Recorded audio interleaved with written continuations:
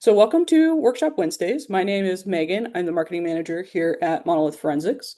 If you've not attended a Workshop Wednesday before, what this is every 2 weeks, we do a presentation on a digital forensics topic, usually covering practical concepts. Just we want to provide some educational content for you guys just so you can keep learning because we are all better at things when we keep learning.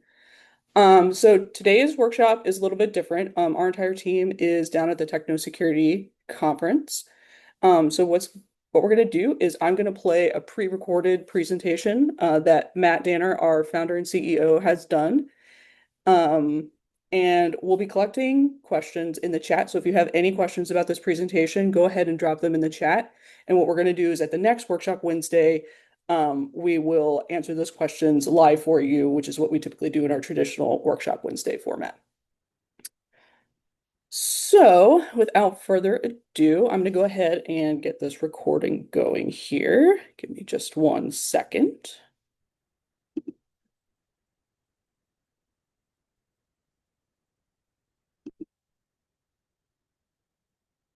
So today, this is the presentation we're talking about today. Um, it's titled "Preparing Your Forensic Case for the Court Process," but we're going to talk a lot about the court system. We're going to talk a lot about what is it like to walk into court with a digital forensics case or casework, and what to expect when dealing with opposing experts, and what to expect once you're working with a prosecutor or a litigator going into case. This is a presentation I've given a few times. So it's a little different every time I do it, but the PowerPoint stays the same. So let me pull up this so we can take a look at it. Okay, everybody should see this. So got a nice cover page and title card here. A little bit about me. Before starting Monolith and kind of doing Monolith full time, I was a digital forensics expert for approximately 15 years. I still do a little bit of consulting from time to time. I have some law firms and attorneys that still like to get my advice on stuff and use me on certain matters from time to time, but I don't do it as much as I used to. I've testified and been qualified as an expert numerous times throughout my career, and both I've testified in federal, state, and even military courts all over the country. I've worked on dozens of cases involving opposing experts, so I've had my fair share of dealing with both good and bad experts on the other side.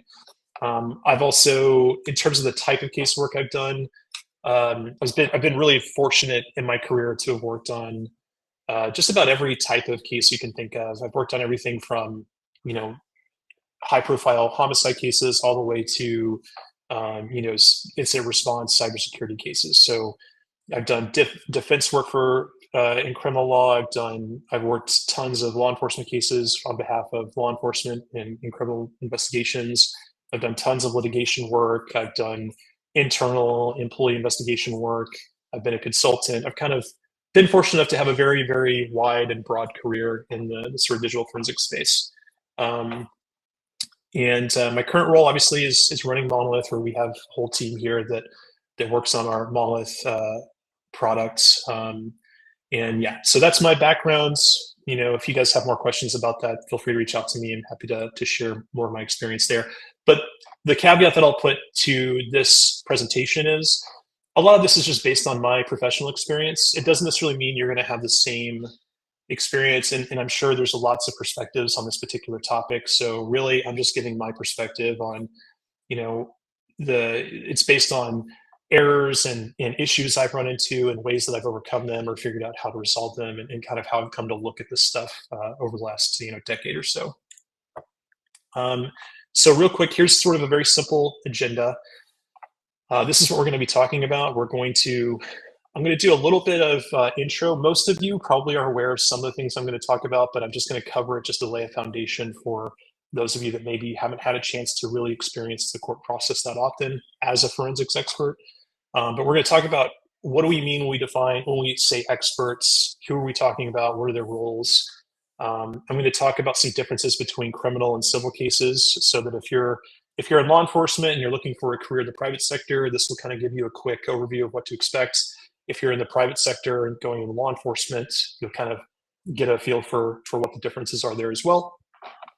I'm going to talk a little bit about who has sort of the initial advantage in these cases when it comes to experts. I'm going to talk a little bit about what you should expect. So what are we going to expect going into a litigation or a criminal case when we know there's going to be other players involved, like the judge, jury, defense, prosecutor, opposing experts. Some things to think about when trying to prepare for these situations. And then throughout the whole presentation, I'm going to bring up some case examples. I'm going to try to be judicious in the case examples because some of them can be fairly dense, but I'm going to try to keep it brief so we can get through this presentation effectively and quickly. So let's quickly define the players in terms of experts of who we're talking about. So on here on this page, I've got just a quick, simple definition of our prosecution experts and defense experts. I say prosecution here, but this is our criminal layout, so we'll have a civil case layout here in a second. But if you read these descriptions, what you'll find is they're more or less the same. The work that's being done in our use case for digital forensics, the work that's being done by both sides is pretty much the same. It's just the only real difference is the goal, like the goal that's in mind, right? So a lot of you guys, you're in law enforcement, you work on digital evidence, so you know what the goal is. The goal is to find evidence that, you know, a specific person committed a specific crime beyond a reasonable doubt.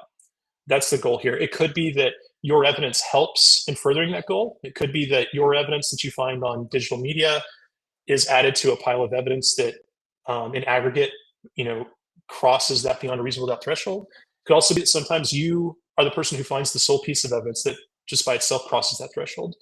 But in effort, as a practitioner in law enforcement, this is primarily the goal that you're tasked with.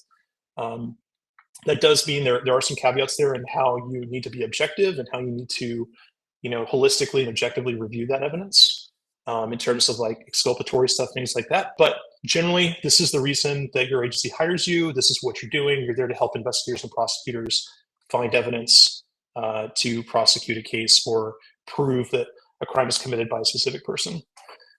Defense experts, you know, they're collecting and analyzing the same evidence you are. Everything that they do, they use the same tools that you do. They use the same techniques that you do. The only difference is the reason behind why they're doing it, right? So a good expert is pretty much a good defense expert is doing the exact same stuff you're doing. They're just giving consultation to the defense to help either mitigate the charges against their client or to help disprove the charges against their client. And they're trying to, you know, effectively work against that beyond a reasonable doubt standard, right? But they're effectively doing the same work. And I like to, this seems pretty obvious to a lot of people, but I like to lay this out because I like to set, this is the standard for experts on both sides are more or less doing the same thing. They're just doing it for slightly different goals. That's it.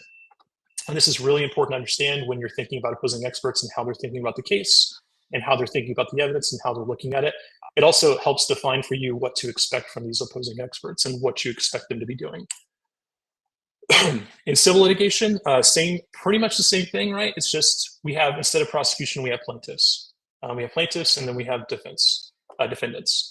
And again, I do this, it seems like I'm kind of just repeating myself, but the reason I'm doing this is to try to set this standard that whether it's criminal cases or civil cases, our role as forensic experts, we're pretty much always doing the same thing.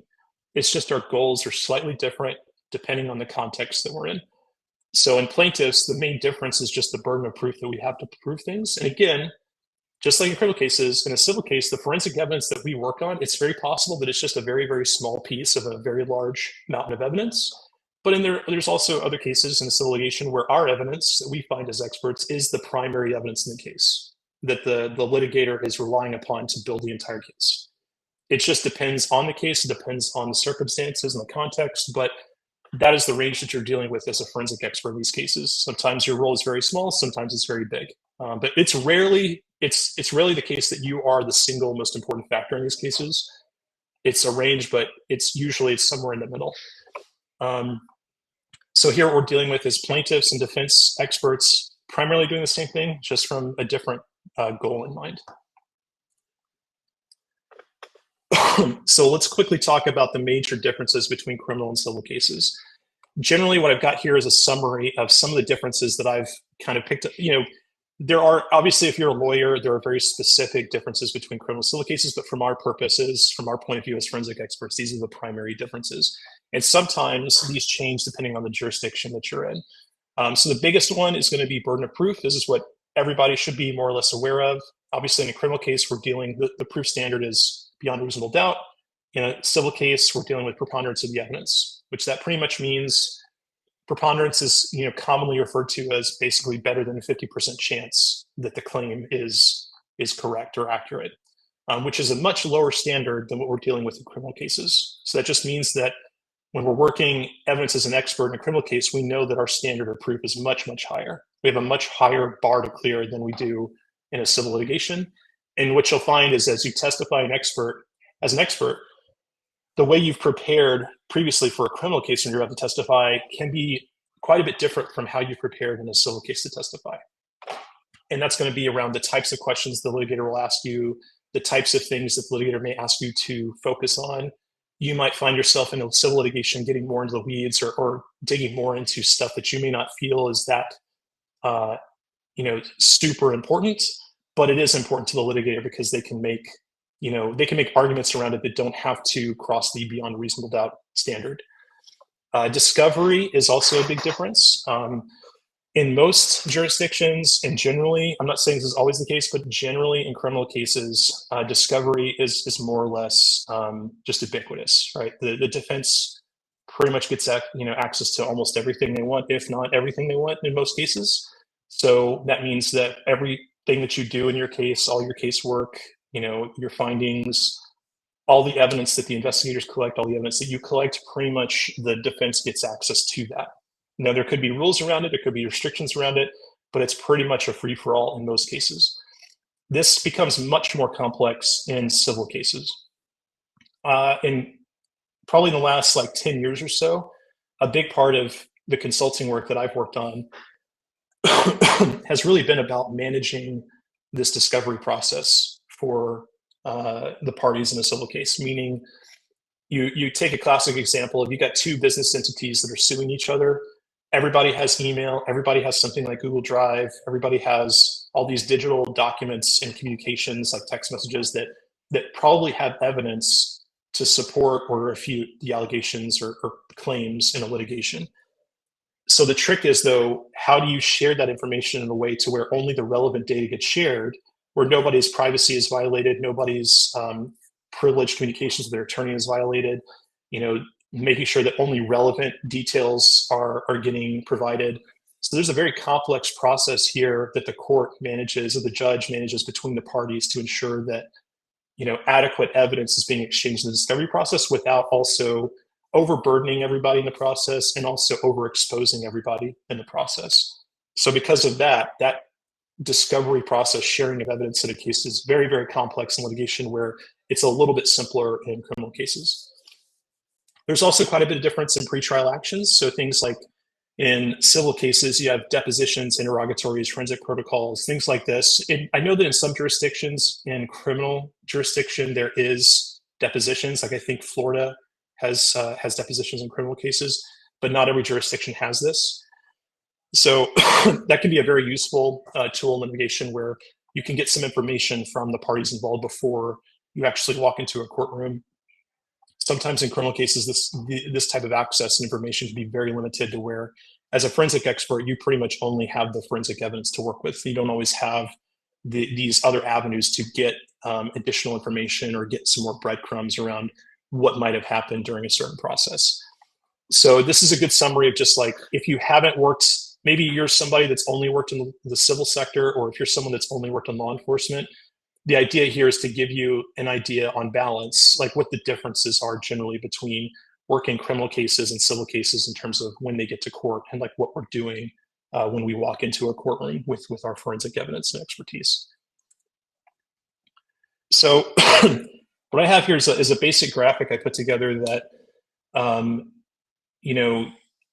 I want to ask everybody a question while I explain what we're looking at here. While I'm talking, I want you to think to yourself, when you walk into a courtroom, specifically, and this applies to both civil and criminal cases, all things being equal, when you walk into a courtroom, think about who actually has the advantage initially. Just walking into a courtroom the first day, who generally has the advantage and who has the advantage once your work is exposed. If you're on the plaintiff side, or the prosecution side, and your work has been delivered in the form of an expert report or forensic evidence, who has generally got the initial advantage here? And I use poker as an analogy because I like poker. I'm just a big fan of it. I like the strategy of poker, and it highlights a really simple concept, which is if anybody here is familiar with how the strategy of poker is played, specifically something like no limit hold'em, basically you go in rounds where there's an order to how people place bets and how people, play their hand. And if you've ever played poker, there's a dealer button and there's blinds. Everybody wants the dealer button because the dealer is the last person to act. So what that means is in a game where you don't have that much information, a lot of times the only information you have is the way in which somebody places a bet. So when you're on the dealer button, so if we look at this graphic here, the person that's currently on the dealer button, when a hand is played, they get to see 1, 2, 3, 4, 5, 6. They get to see, 6 to 8 people act before they do. So that means they get a lot of information about the strength or weakness of all the other players' hands because they're the last person to act. So if somebody before them makes a really, really large bet, they now know, okay, this person is claiming to have a very, very good hand. So that tells me that I now need to compare that to the hand that I have and make a decision as to whether do I think my hand can stack up against the perceived value of and power of the hand this other person is projecting. So that means you could look at your hand and say, no, this hand sucks. I'm going to fold and just get out of the way because I don't want to lose money. Or you could look at your hand and say, no, actually, my hand is really, really good. And I think I have a really good chance of taking this other person's money at the table. And then you can make a decision on that. Now, if the positions were reversed and you didn't know, you had to make a decision first, and you had no idea what that other person's hand was, you're just working by default with limited information. You're working with less information, so you're at a disadvantage. And this is what we call position play in poker, where depending on what turn, whose turn it is and what position you're in really defines how much information you get to act on. And over the long run, if you're playing, 10,000 hands of poker, that positional advantage is so important that mathematically, this is something that poker people do because we're all nerds. You can look at positional play and just see that in the long run, you make the most money on the button by default. Even if you're terrible at poker, you still are usually profitable when you play on the button because you just get so much information about what everybody else has before you have to make a decision. So I know this is not a poker presentation, but I want to explain all that to explain that position is extremely important. Who gets to act first and who gets to act last is a very important concept in game theory and strategy and all that stuff. And that's what poker is sort of highlighting for us here. So after having said that, think about in context of our court cases, who sort of has that inherent advantage when we're thinking about plaintiffs and defense and prosecution and defense. Well, my claim is that the defense experts get to act last, so they inherently have an advantage. And if you've worked for those of you that are working for law enforcement, you have probably felt this pressure, right? And you probably didn't know exactly why, because you've done a lot of work, you've looked at tons of evidence, and you've put together an expert report or some kind of forensic narrative report that explains, out of all this evidence you looked at, you found the 3 or 4 pieces of forensic evidence that really, show the best there is of your case, right? And what's now going to happen is, especially in a criminal case, that all of that work is going to be provided to a defense expert potentially. Not always, they don't always bring in a defense expert, but when they do, that the defense attorney is going to get to look at it, any experts the defense attorney is going to get to review it, any other consultants will get to review it. So inherently that while you had to look at the entire body and the entire universe of evidence to find something useful, the defense attorney just has to look at the 2 or 3 things that you're presenting and finding on.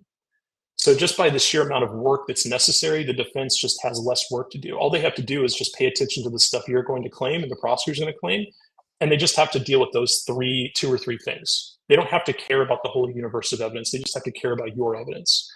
So just by a sheer volume of work that's put in and effort that's required, the defense has a little bit of an advantage there in terms of what they have to focus on and the cognitive load that's required. The other issue here too is that, you have to find, the defense can basically take any action that they want.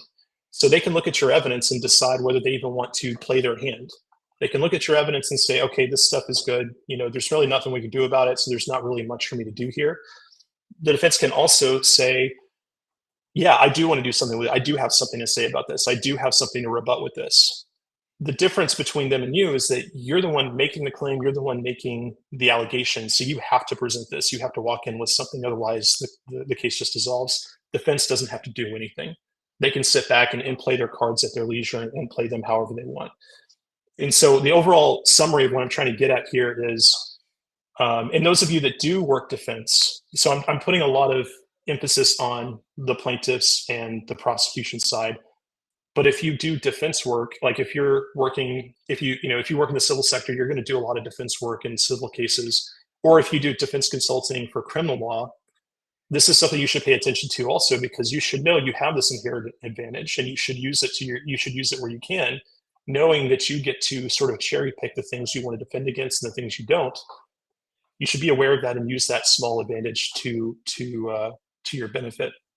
Now, this doesn't mean, I'm also not saying that overall defense experts have the advantage. I'm just saying they have an advantage in this particular aspect of how these cases play out. There's more nuanced things that you could argue about where prosecution defense have advantages and disadvantages. But to me, this is a really big one that I think a lot of people don't think about, from just, they probably realize it intuitively, but they haven't really thought about it and put it on paper in terms of why they feel this sometimes when they're getting ready to deal with the defense expert. So what are some things that you should expect? So when you are providing evidence as a defense, and mostly what I'm talking about here is you're providing evidence either as the plaintiff or as a forensic expert for the prosecutor. You are presenting evidence, and here's what you should expect from other experts. A lot of this depends on whether they are defense or offense. So it's a little bit harder to describe this if you're working different, because defense, usually you're just playing off the evidence that they provided. In some cases, you found additional evidence that you need to present. It just depends on the context of the case. But generally, a competent expert is going to want to see the same data that you've based your analysis on. So what that means is they're not going to want to rely on like some kind of export report, thing. So something like a PDF that you've exported from Celebrite. They're not going to care about that. They're not going to care about an Axiom case that you've exported. They're not going to care about spreadsheets you may have exported out of X-Ways. What they're going to want is they're going to want access to the raw forensic data, the raw forensic images, the forensic extractions, the originally collected data, if it's like an email export or something, because they want to look at it from their point of view with their own skill sets, with their own chosen tools. They don't want to have to rely on the work product that your team generated. And this is really important, and it's a really good flag that you can look for as to whether you're dealing with a competent expert or not. Because I've just seen this a lot in my career where they just look at their UFED reader report and they don't care about anything else. And that's someone who, in my opinion, is not doing a competent expert work, and they're probably not doing their clients a very good job. And I'm also saying this so that if you run into an expert and they ask for this kind of thing, if they ask for access to the forensic images and all that, it's perfectly normal. That's actually what you should expect. And that's also a sign that you're dealing with a competent expert that knows what they're doing, that knows that they need to look at the raw data. They don't want to have to, rely on any work product that you've generated alone. Another good expert that you should expect and kind of have a plan for how you want to handle it and deal with it. But this is something I used to do all the time. Is as I'm doing my review of another expert's work, from time to time, I would just reach out to the other expert if I had a question about something, or if I found something that looked like a problem. I would very often just reach out to the other expert and try to understand what was happening. There's a few reasons for this. This may sound like I'm wasting an advantage. Like, why would you tell the guy they made a mistake? Well, because at the end of the day, if I have any kind of respect for other experts and I think they've made a mistake, well, I want to make sure I'm not making a mistake by thinking they're making a mistake. So I want to make sure that I talk to them and I present the issue and make sure I fully understand what's going on and make sure there's not some reasonable explanation for what happened. Because a lot of times, even if you do find a mistake, there could be a very reasonable explanation for what you're seeing that may have been completely out of control of the other expert. We know this. If you've done this work enough, you know that tools make mistakes. There's a lot of this digital data is very complex, and you just need to make sure that you have the whole universe understood before you make large claims about other experts making a mistake. So I'm not saying you need to talk to the expert. It's up to you whether you even want to talk to them, but I'm making the argument that this should be more common. This should be more accepted that experts communicate, unless there's reasons they can't, or if there's legal reasons they can't. But this is something I would often do when I saw other experts make mistakes or what looked to be a mistake. I would often communicate with them and try to understand what the mistake was, how it could have happened, and make sure there's not some reasonable explanation for it. They're also going to review things that are not specifically just digital forensics data or evidence. So a lot of times when whenever I did like criminal defense consulting, I would often look at not just the digital evidence in the case, but I would review a lot of the paperwork. I would review reports. I would review witness statements. I would look through search warrants, affidavits. I would review basically anything that the attorneys would get me access to. I would kind of just take a quick review of it. I'm not going to spend hours and hours on it, but I'm going to review it and just see if there's anything that matches up with the context under which the attorney asked me to review. Anything that would help me zero in on something in the digital evidence or something in the data, anything that would help me understand more context. Because the more context we have, the more targeted we can be when we're looking at evidence. If we're looking at a computer that has a million files on it and a million artifacts, that can be a very, very hard thing to review and look at without any kind of context. So looking at search warrants, investigative reports, investigative memos, affidavits, anything that's available can really help build that context behind it. I have a couple of examples here that relate to this in terms of, these are examples where I implemented these things myself, these things I just talked about.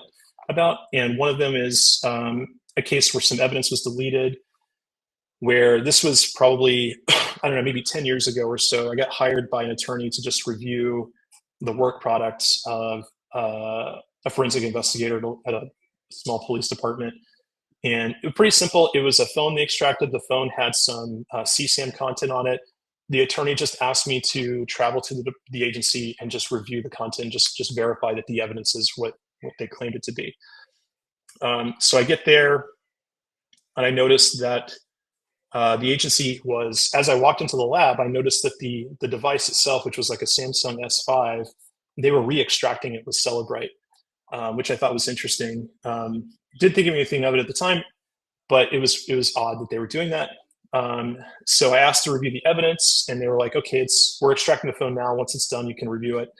They set up Celebrite for me. I started going through the data to look at it, and I basically couldn't find the CSAM data anymore. And this was a situation where I couldn't find it. So again, just like my point number 3 here, I talked to the analyst that did the work, and I said, hey, I'm not finding this data. Can you point me in the right direction? Maybe I'm just missing it. Like, I'm reading your report. I see in your report it says it's here. I'm looking for it in the evidence, and I don't see it. Can you help me figure out what I'm doing wrong? And I'm always polite, and I just basically assume I'm doing something wrong before I assume they're doing something wrong. And long story short, we go through the data, and the data is just not, the offending evidence just isn't there anymore. And I learned through the analyst that since the data wasn't there, and I knew that they had just re-extracted the phone that day, I just asked them, well, can we just get the original extraction and we can just look at that instead? Right. So my goal here is I'm not trying to put my finger in your eye. I'm just trying to do a good objective job and just do what the attorney asked, which was just do what you can to make sure that the evidence is what they say it is. And what the investigator told me was that they had deleted the original extraction to save some space on their network storage or whatever storage system they were using at the time. So they assumed that, oh, well, we can delete this because all we have to do is just re-extract the phone and we're fine. The problem with that is, something in that process clearly, either the evidence was never there in the first place, or their process of rebooting the phone or doing whatever they did with their phone somehow managed to clear the evidence at issue from the device. So it just wasn't there anymore. So I ended up just telling the defense attorney about it. They had a conversation with the prosecutor, and the prosecutor ended up dropping the charges. So this is a situation where nothing fancy occurred here. I didn't do anything that special. All I did was just went on site just to verify, that the evidence is what they said. Just put some eyeballs on it and just verify that the evidence is there. And what we find through this basic process is that the evidence isn't there anymore. Not only is it there, had deleted the original source evidence that they had that they based their case on, which just basically led to the case being dropped. So not only is this a lesson in not deleting your evidence, it's also just a lesson in just these experts are going to use fairly basic, straightforward principles in reviewing this work just to make sure it is what it is, and you'd be surprised how often simple mistakes like this can result. Another case example, very quickly, this was a case where a chip off was conducted on a laptop. This was an old school Windows laptop that had a soldered chip. This was another criminal defense case. I was given a copy of the image that was extracted from the chip. I loaded the chip image into Xways to review, and Xways gave me this lovely output that was telling me the image data was out of range from what I was trying to access. And I noticed even though the chip was supposed to be a 64 gigabyte image, the image I was given was only about 32 gigabytes uncompressed. So that kind of told me there was something wrong with the image. But again, this goes back to item number 3 and item number 2, where what I did was, once I noticed there was something wrong with the image, the first thing I did was I called the other forensic analyst at the law enforcement agency, because I didn't want to assume, I didn't know what the issue was. It could have been just a transfer issue, a copy issue. It could have been anything. So before I jump to conclusions and say something went wrong or something nefarious is happening, I called the expert. I told him what I was seeing, and I asked him questions to understand exactly how the image was generated and got some more details. And I came to the initial conclusion that the agency at the time still had older chip reader software equipment that if you did chip offs like 10 years ago, before we had fancy adapters, we had to use these weird chip programmers from China, and they just weren't really forensic rated. So you had to set the chip on a plate that didn't have any placeholders, and you kind of had to just hope and pray it imaged the whole thing correctly. And it didn't have a nice report that it exported like FTP imager that told you everything was good. So what happened was they had that equipment, and the imaging process just stopped, and the investigator just didn't realize that it had only imaged half of the chip. So the image they were working with, so they were only working with half the chip. Luckily, it was Windows, so all the data was on the front half of the chip. Most of the image data that was missing was all just empty space, so it didn't really affect much. But the point is, the process I went through with this was just to simply, it's an example of use low-level tools when you can to look at things like an FTP imager or Xways so you can see what the data actually looks like. And B, when you see these problems, it's not uncommon for good experts to talk to the opposing expert to try to resolve the situation and figure out what's going on, and then come up with a solution. So in this case, I just asked them to send us a copy of the chip. We had better equipment at the lab I was working on. We had good adapters, so we popped the chip into a solid adapter, did a full image, and got a full copy of the chip.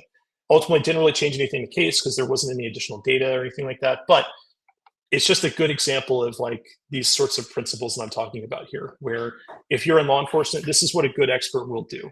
A good expert is not necessarily trying to poke you in the eye. They're trying to resolve issues. They're trying to get to real relevant evidence that can help their client, they can help their case. I'm not trying to find gotchas here, because I'm just going to look stupid in court if I try to, do my work based off these little gotchas here. A good, competent expert knows they're qualified, knows that they're competent enough to find real issues in the case and real evidence, and that's how they're going to do their work.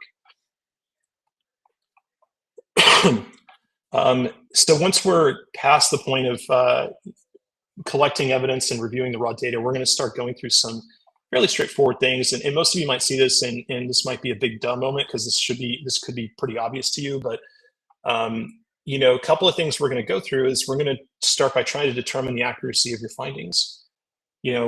I've read my fair share of opposing expert reports, and there's just been, frankly, some reports and claims I've come across that just don't make any sense. And I can just tell just by reading the report, okay, this doesn't make any sense. I know this evidence well enough, or I know this type of evidence well enough to know these allegations are very, very odd, or they don't make any sense. And so that's going to lead me down a path of basically proving what I know to already be true, which is that this claim is not accurate. And now I'm going to start looking for evidence to prove why it's not accurate. We're also going to be do I see the same evidence that you do?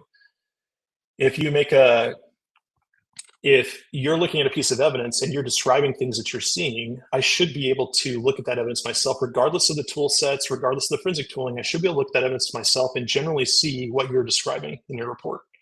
If you're describing the volume of a disk, or if you're describing, the types of files you're seeing, if you're describing the volume type, whether it's NTFS or FAT32 or whatever, I should see all of those same characteristics. That's the stuff I'm going to look at as a first principles approach, just to make sure, beyond just simple hash value and verification, am I looking at the same evidence that they're describing in the report? And you'd be surprised how often you see discrepancies there and have to figure it out. Because even though the hash values match, if you're getting a report that has hash values in it, it's always possible that they put the wrong hash values in the report, right? So these little things here where you kind of have to self-validate what you're reading in a report to see if, just to double, triple verify that we're all working with the same evidence.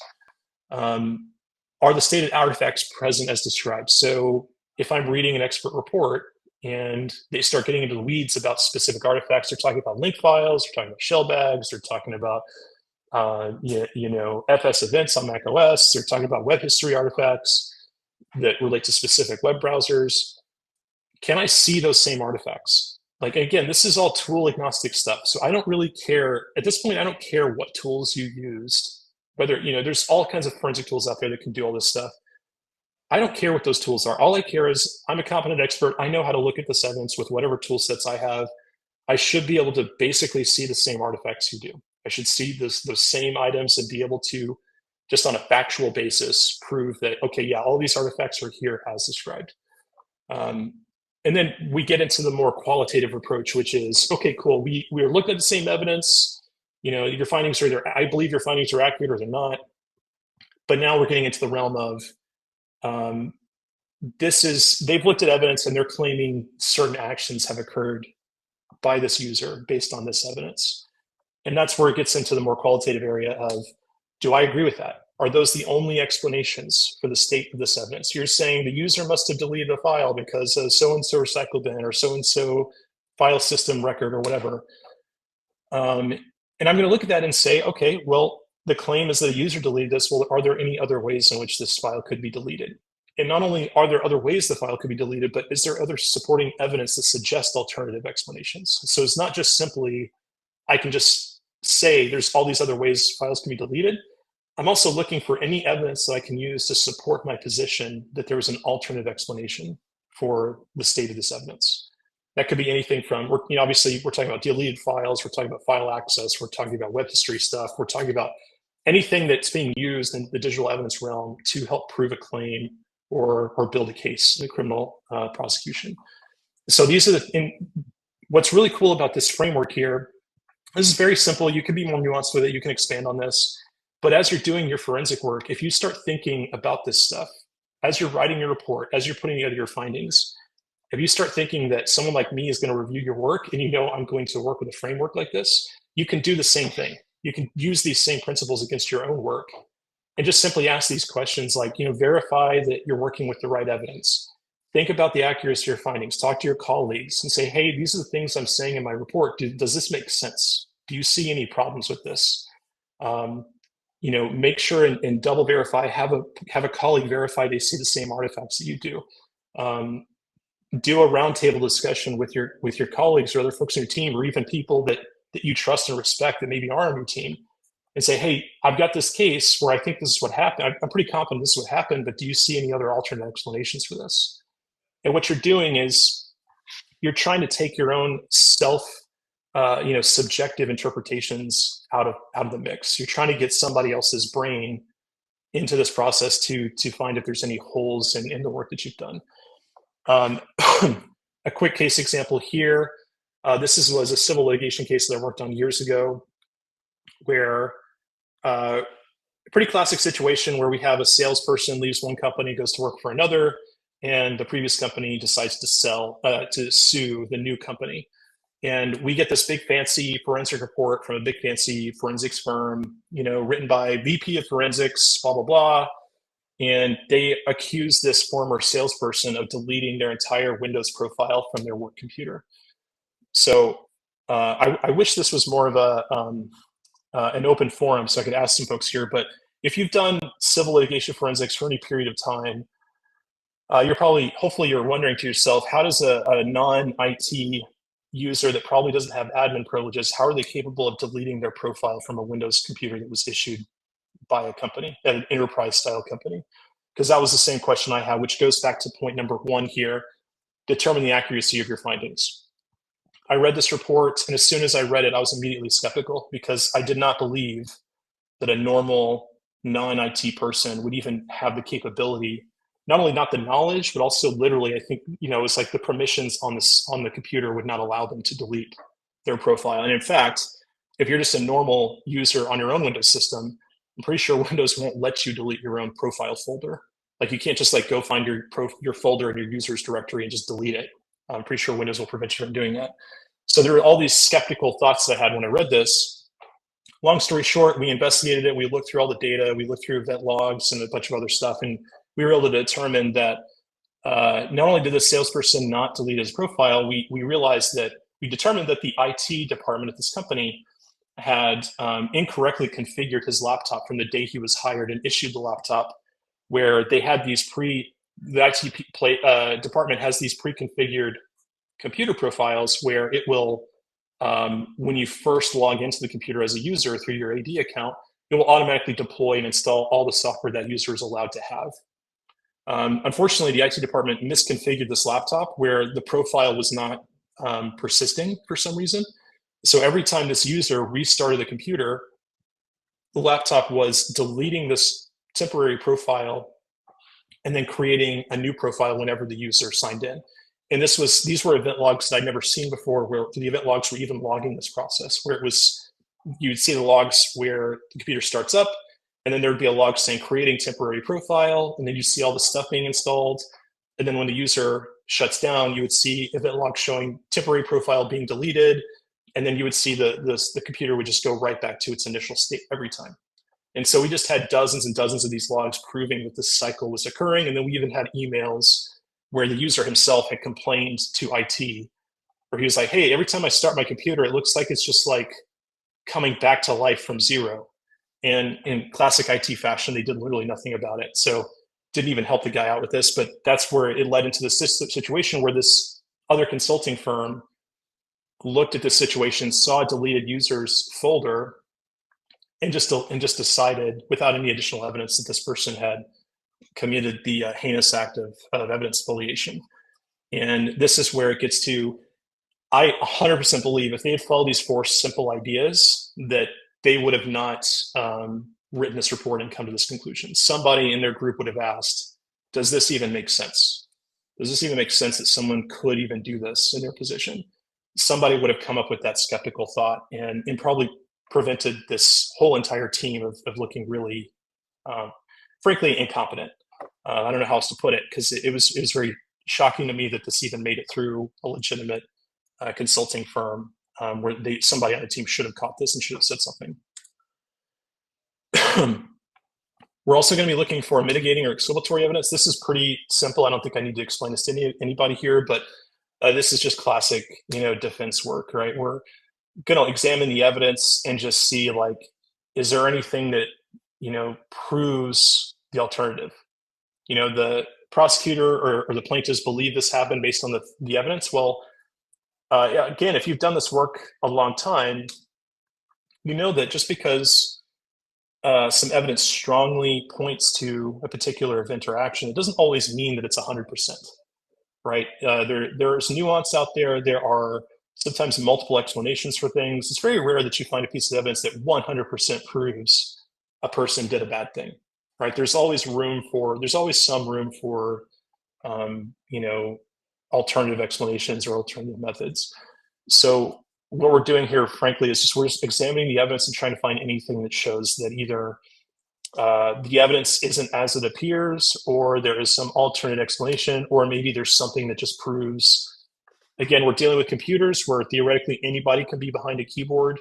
So is there anything that proves that some other user was responsible for this and not the person particularly being accused of the malicious act?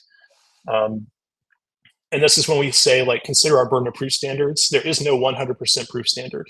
beyond a reasonable doubt is pretty close, but it's still not 100%. It's just beyond a reasonable doubt, right? So this is how we get into the area of, wrongfully convicted people, right? That it happens sometimes. If we're being honest, like we wrongfully convict people from time to time based on not even bad evidence, just the evidence that we had at the time. Any reasonable person would believe that the defendant is guilty, right? So this is where this mitigating or exculpatory evidence piece comes into play. Is we're trying to make sure that there isn't a sliver of evidence there that proves this person is not the responsible party.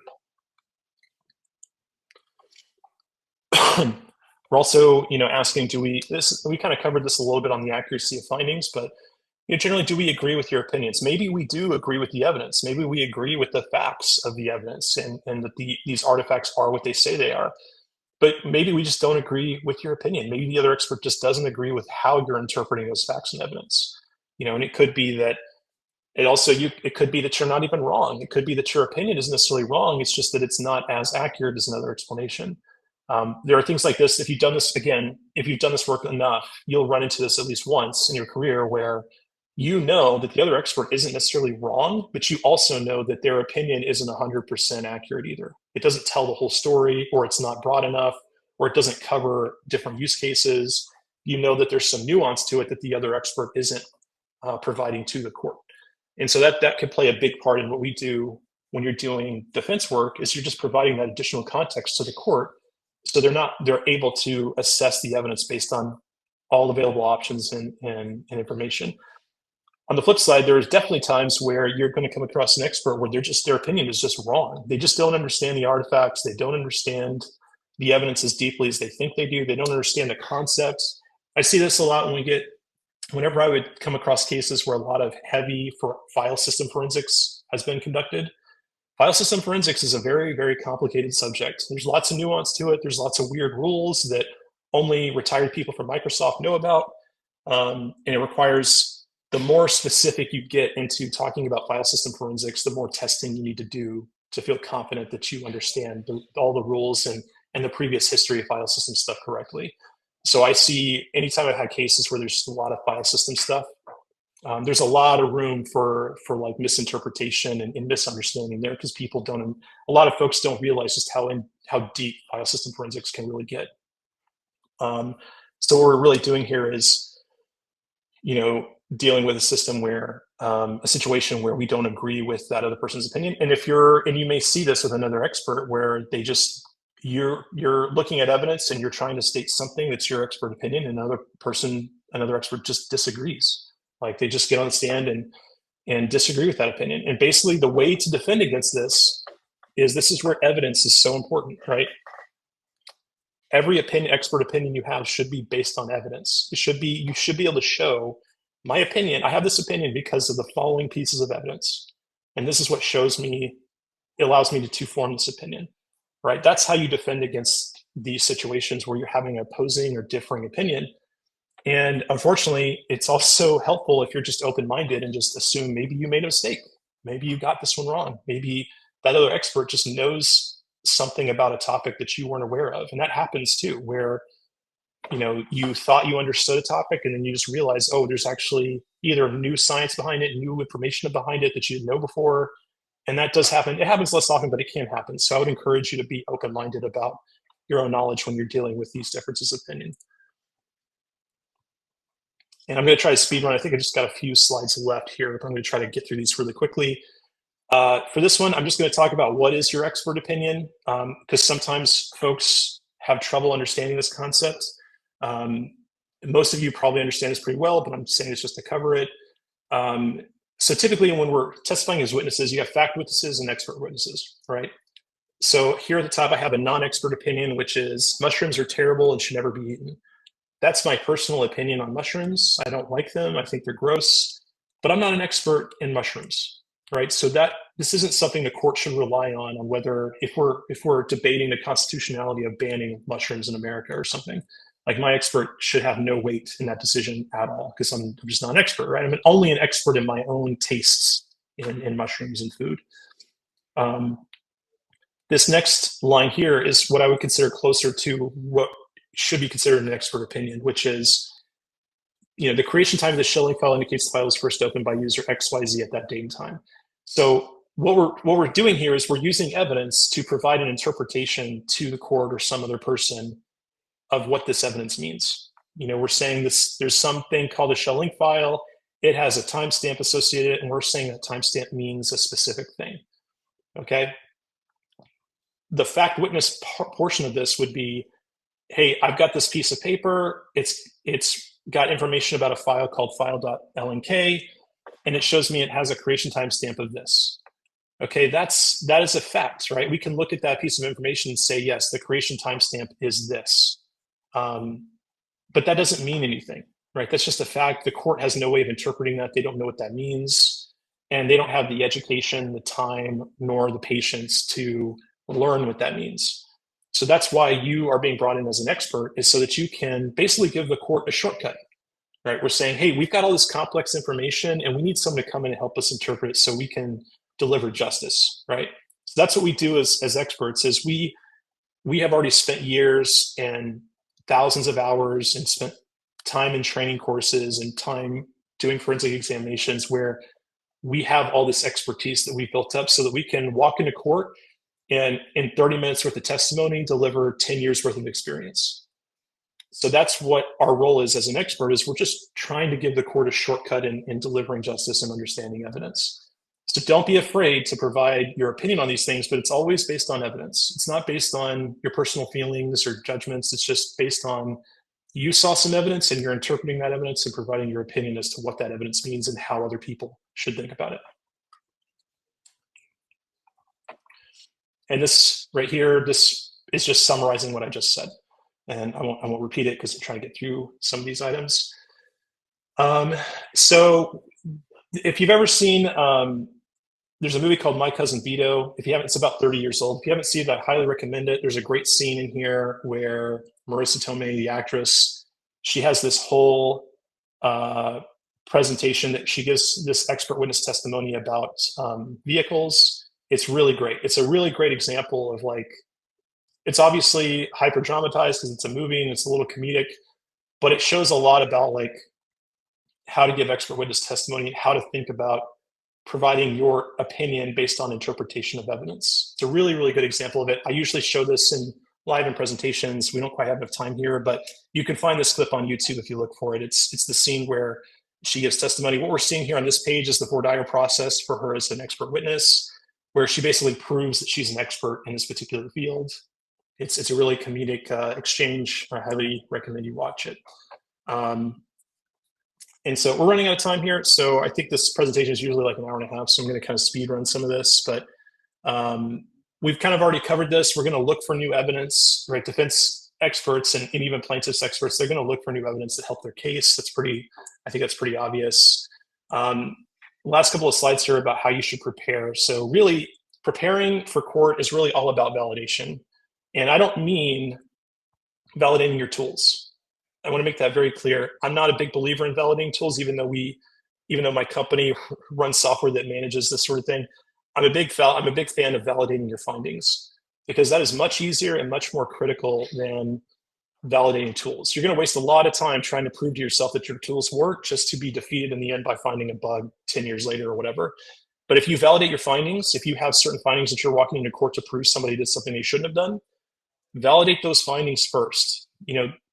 Prove to yourself that this record or this web history record you saw in your tool of choice is actually correct. Go find the SQLite database that has that record, parse that database out, and prove to yourself that that history record exists and is there and has the timestamp you think it has.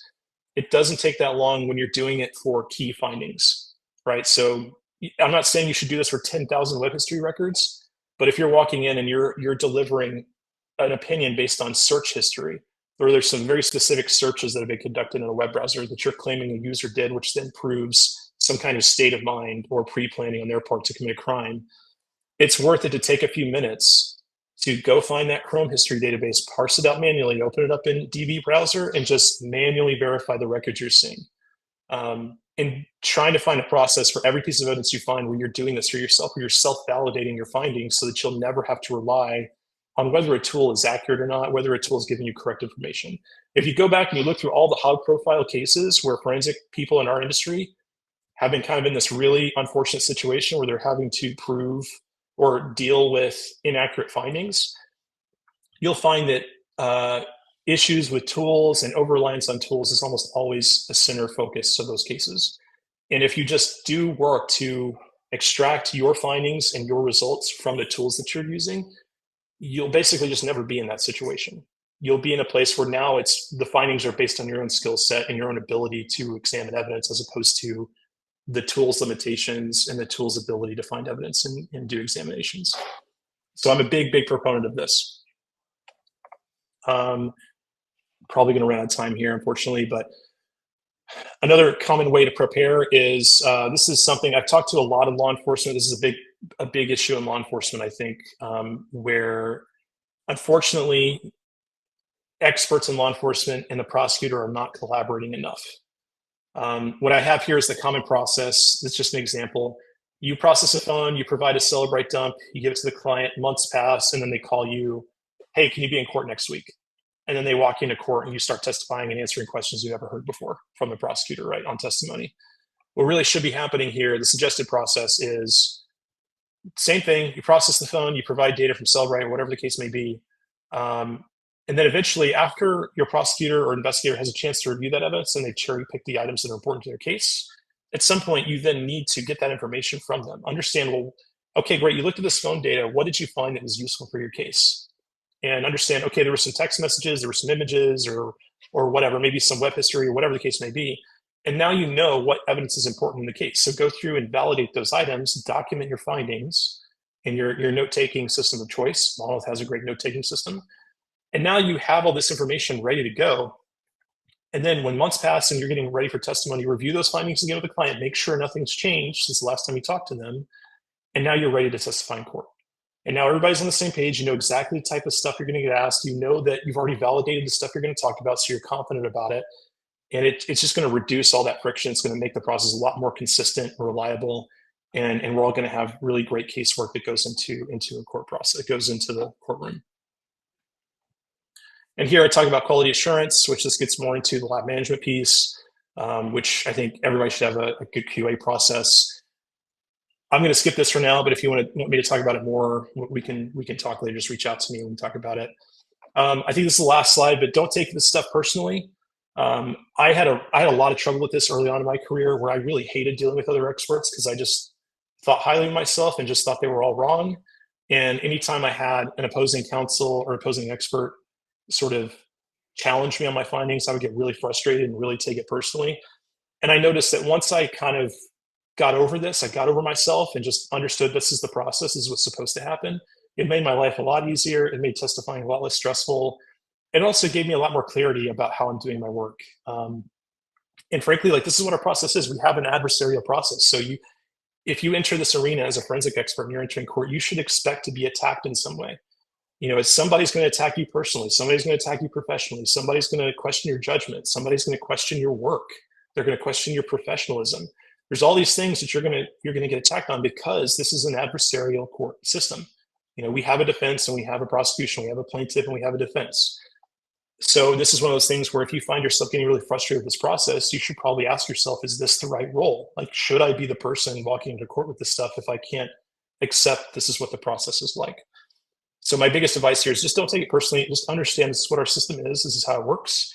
And most of the time, everybody is doing this in a good faith effort to help their client and help, you know, basically justice be done in some degree. And lastly, sometimes just simply out of your control. Do your best work. You're going to run into really bad people sometimes on the opposing side that are not, they're not doing things in good faith. And there's really just nothing you can do about it. You just kind of have to, like, not let it bother you. Do your best work, do good evidence-based work, evidence-based opinions. And that's really sometimes all you can, that's the only thing you can do.